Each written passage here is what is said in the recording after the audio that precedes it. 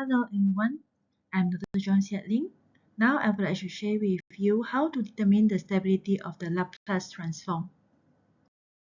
System stability is closely related to the ROC of the system function, which is Hs.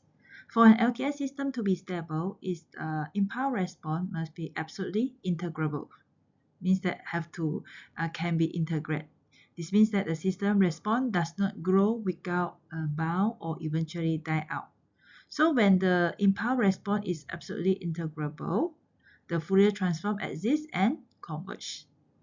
So an LTI system is stable if and only if the ROC of the system function include the entire j omega axis. Let's look at the example. Determine the stability of the LTI system with system function Hs equal to s minus 1 divided by s plus 1, s minus 2. So here the ROC is not specific. So there can be several differential ROC and different system impulse response. The Ht from the Hs, we can use the partial fraction expansions.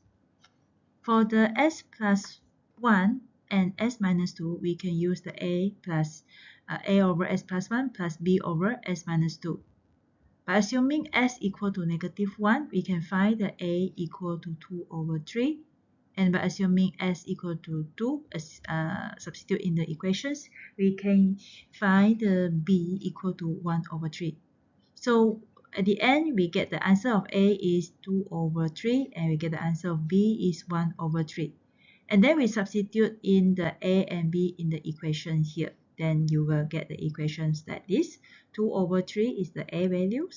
Then 1 over S plus 1 plus B value 1 over 3 multiplied with 1 over S minus 2. So we get the Hs in these equations. So from the Hs, we can use the inverse Laplace transform. From the Laplace transform pair table, we know that the inverse Laplace transform of 1 over s plus 1, you may get exponent power minus t ut.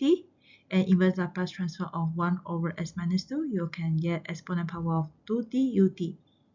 So at the end, we're able to get the Ht equal to 2 over 3 exponent power of negative t plus 1 over 3 exponent power of 2t ut. Based on the previous answer, let me separate the answer into different cases to show you how the system of causal and stable looks like. For the case 1, if the system is causal but not stable, so the ROC will be in this figure A. In this figure A, with the impulse response, the Ht is this one. This is the same as the previous answer, exactly the same. So it's this answer multiplied with ut. So it's more than, it's at the right hand side. So the ROC does not include the j omega axis. Okay, so therefore the system is unstable because it's not absolutely integrable. For case 2, system is stable. Okay, we look at this figure.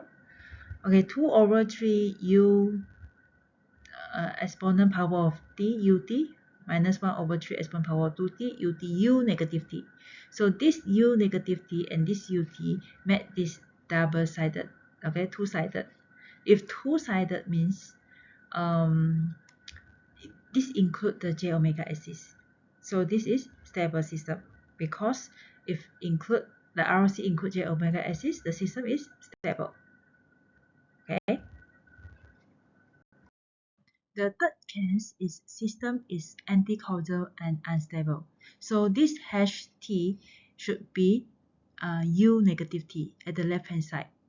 Okay, so if at the left hand side is anti-causal and not include the j omega axis, the ROC not include j omega axis, so it's unstable. So I hope that if I separate into these three cases, you can understand what is causal, anti-causal, stable, and unstable. Okay, this example shows that Hs equal to exponent s divided by s plus 1, where the real number of s should be more than negative 1. So from here, we can plot the ROC in which the ROC is more than negative 1 at the right hand side. Okay, so is this system stable? Now let's look at the j omega axis. This is j omega axis. So this the ROC include this our j omega axis, so the system is stable. In previous example, we show that the system is not stable if not include j omega axis. This one include j omega axis is stable.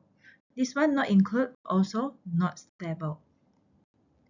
Here we can conclude that a stable system can have the system function that is not rational. For example, in the previous example, the system example 3 has a function that not rational because the exponent over s, okay, and its impulse function is absolutely integrable, so indicating the system is stable. Okay, so for a system with rational numbers, rational system function, stability can be interpreted from the poles. Okay, means that the pole is a denominator. So example 4, stable system has the ROC that contain the j omega axis. And a causal LTI system with a rational number is stable if and only if all the poles of the HS lie in the left half of the S-plane. So this means all the poles have the negative real parts. Example 5.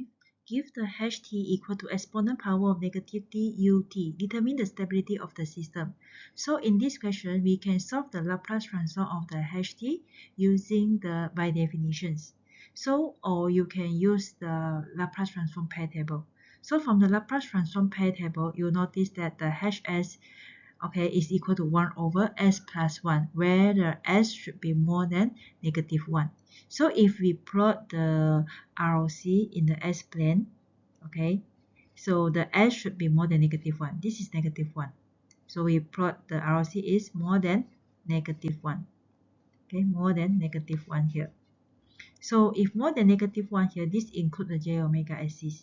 So therefore, the system is stable. Also because the system is stable, also because this ht can be solved using by definition to obtain the Laplace transform. So this impulse response, so-called absolutely integrable, can be integrated.